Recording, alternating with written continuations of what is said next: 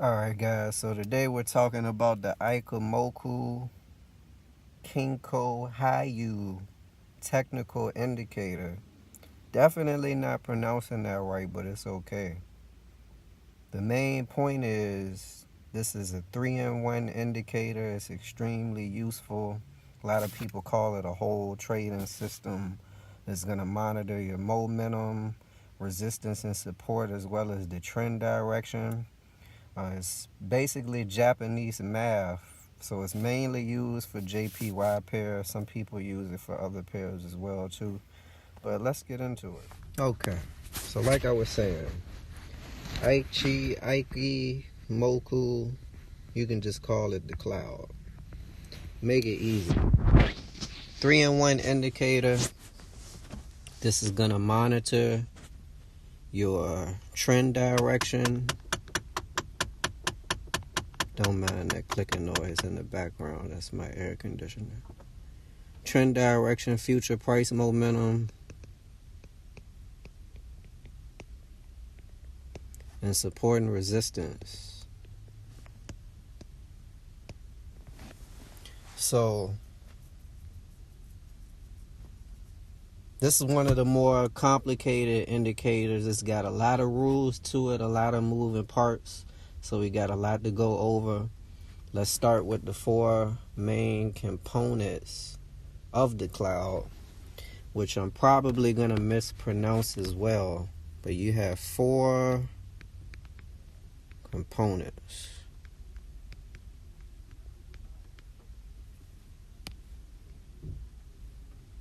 Good thing I got that erase feature.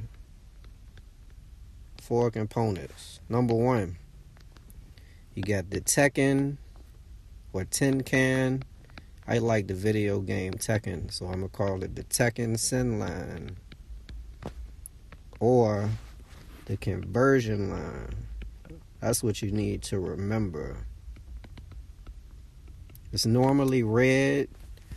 Different trading softwares will customize the technical indicator to look different ways. So you really want to go into your customization to see what each component is set to. But your conversion line is usually the red line. It's the average of the highest high and the lowest low for the last 9 candles.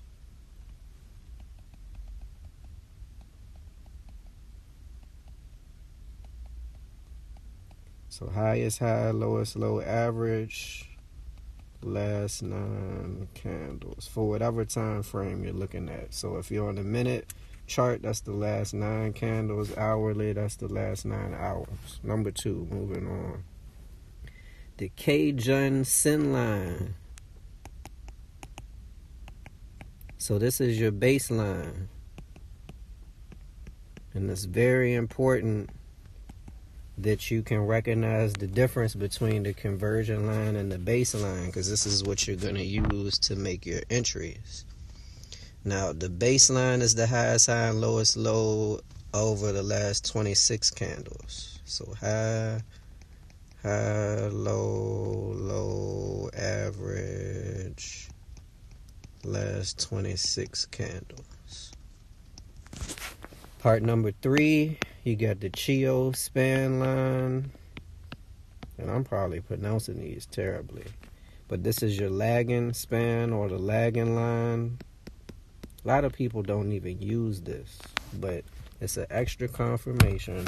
And if you know me by now, you know I always say make multiple confirmations, as many as you can. So this is today's closing price. And it lags, what is it, like 26 candles? Yeah, 26 periods.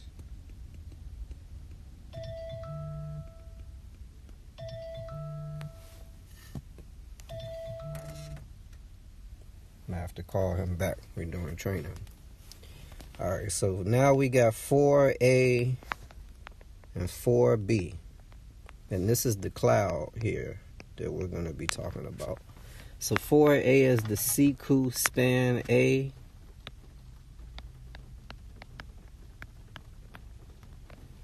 And 4B is the Senku span B. A is the upper boundary of the cloud. Well, if it's on top. But technically, it's the upper boundary of the cloud.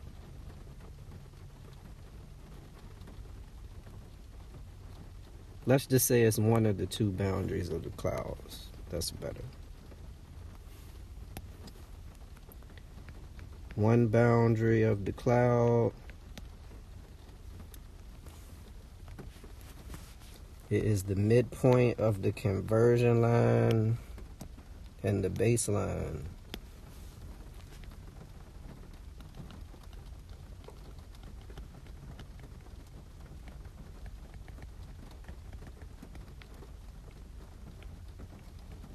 The more you learn about this, the more it sounds like algebra or calculus. That's how you know it's good. Not really, but it gives me confidence. Complicated math. And then this is plotted 26 periods into the future. So it's predicting the future price movement. And it's the faster boundary. Hopefully you guys can read my handwriting. You're going to need to take a lot of notes on this indicator. Now the Seiko span B line is the other boundary. It's the slower of the two boundaries.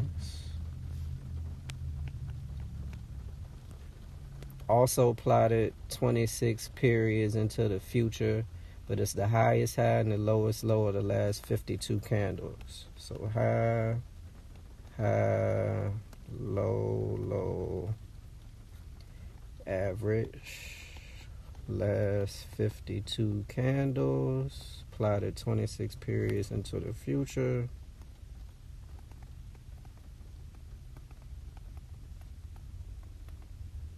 And this might not make sense yet, but trust me, you need to know all of this. So take notes and just try to retain it.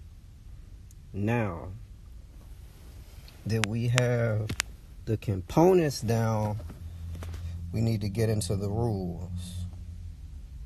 Sneak down, let you take a sneak peek. That's what the Ichimoku Cloud looks like when it's applied to the chart. But we still have some rules to learn. So, rule number 1. When the price is above the cloud, it's probably the easiest. If price is above the cloud, it's a bullish trend.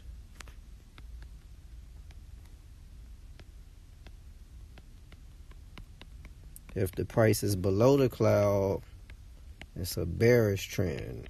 And of course, bear means sell, bull means buy. So in a bullish trend, the price is going up, and in a bearish trend, the price is going down. Rule number 3. When the price is in the middle of the cloud, it's consolidating.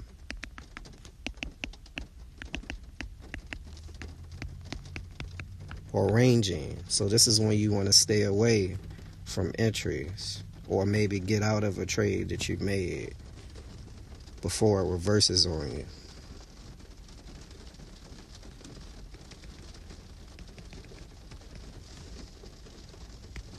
Stay away. All right. Rule number 4. So that's the cloud. Also, something else a lot of people don't mention with the cloud is that when boundary A is over top of boundary B, bullish trend. And vice versa, if boundary B is on top of boundary A, it's a bearish trend. So we're going to be stacking all of these rules up And as you go down the list and check them off, you're making what's called confirmations. This is just giving you an opportunity to make a lot of confirmations all on one screen without applying a bunch of different indicators like I sometimes do. But moving on to the next rule, the conversion line, this is why you got to pay attention to the conversion line and the baseline. So when the conversion line crosses the baseline from underneath the price in the up direction, it's a bullish signal. So conversion line crosses baseline. Come on. Apple Pencil work way better than that. Crosses the baseline. Bullish signal. So this is where you're looking to enter a buy when the conversion line crosses the baseline from the bottom. Now, vice versa, when the conversion line crosses the baseline from the top and it's moving down, it's a bearish trend.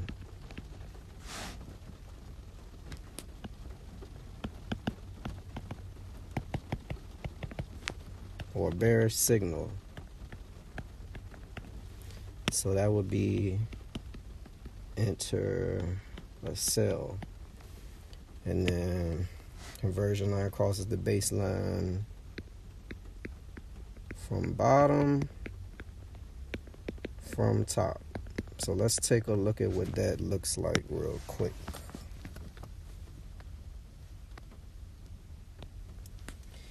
So like I was saying earlier, the conversion line is usually red. I have my conversion line here and my baseline here is the blue line. So every time you see this red line on top of the blue line, you're looking for it to cross over to enter a sell. And you see this big red candle right after the crossover there. So that would be what you were looking for to enter the sell. Now, when the red line crosses over the blue line from under in the up direction, now we're looking for a buy. And you see the price going up here after this crossover. So the conversion line or this red line generally moves in the direction of the trend, but you want to wait for the crossovers to make your entry.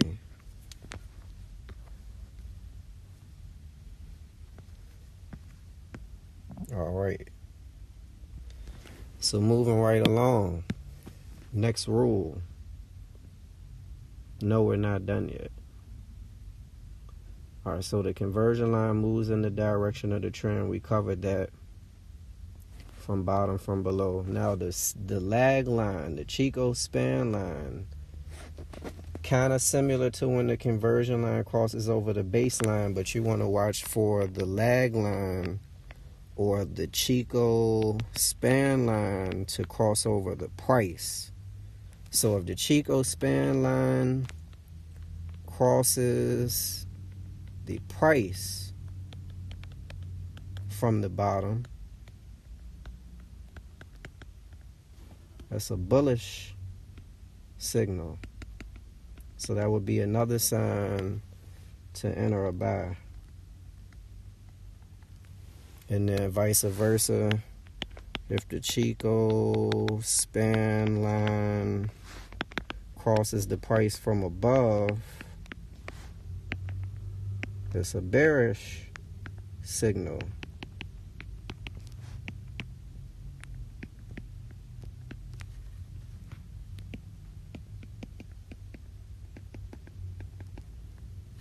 And that would be a signal to enter a sell. So, I normally will make my lag line a little thicker than the rest of them so it's easier to identify, as well as a brighter color. So right here, you see the lagging line crossing over the price. This would have been the signal to enter the buy right before the price started to go up. And here where it crossed the price from above over here, if you can see it, right here actually. Lag line crossed from above right before the downtrend started. So you want to line up whether the lag line is crossing over the price with whether the conversion line is crossing over the baseline, with what boundary is on top of the other, with where is the price in relation to the cloud. So, I mean, it's not really complicated, but there are a lot of confirmations that you need to make before you enter a trade. Of course, the more practice you use or the more practice you apply, the easier it's going to be to recognize these rules and these confirmations. But you need to be able to check all of this off right off of the top of your head if you want to make trades in live time with it. So you need to study this, get it down pat like a playbook, and then you know when you need to make certain audibles or adjustments. But just like anything else, even if you're using 3 or 4 indicators on the same chart, you just line up all of your confirmations together until they're all pointing in the same direction. So if the cloud is saying it's a bullish trend and the boundary is saying it's a bullish trend, the conversion line is crossed over the baseline from the bottom, and the Chico span line is crossed over the price from the bottom, I know it's a very good chance that a buy is going to make me money there. So that's how I would make that trade. Okay, we still got a few more rules to cover. We'll be finished. So when the price is higher than the baseline, something else you want to pay attention to. Price higher than baseline. This is a strong bull trend or strong bull momentum. So it's a good chance that'll be a very good buy. And then when the price is below baseline, it's a strong bear trend. So this one's going up, this one's going down. When the price is far from the cloud, you got a strong trend.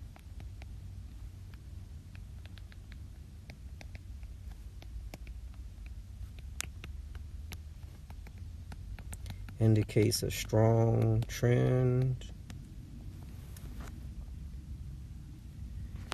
When the lag line or the Chico span line is far away from the price, strong trend.